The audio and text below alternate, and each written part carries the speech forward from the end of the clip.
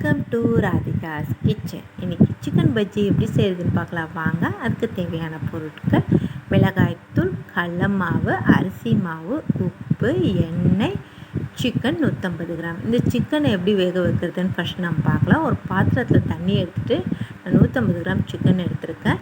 அது போட்டுட்டு சிக்கனுக்கு தேவையான அளவு உப்பு, 1/4 ஸ்பூன் மஞ்சத்தூள், 1/2 ஸ்பூன் மிளகாய்த்தூள் போட்டுட்டு சிக்கனை நல்லா வேக வச்சு எடுத்துக்கணும். சிக்கன் நல்லா வெந்திருக்கான்னு பார்த்துட்டு அடுப்பை ஆஃப் பண்ணிடலாம். இது தண்ணி வடிகட்டிட்டு சிக்கனை தனியாக எடுத்து வச்சிடலாம்.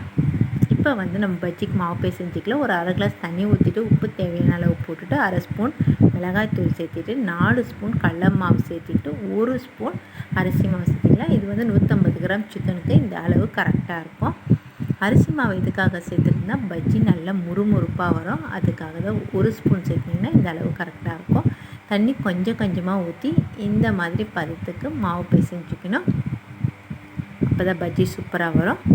இப்போ நம்ம வேக வச்சு எடுத்து வச்சுருக்க சிக்கனை இந்த மாவில் டிப் பண்ணி எண்ணெயில் பொரித்து எடுத்துக்கலாம்.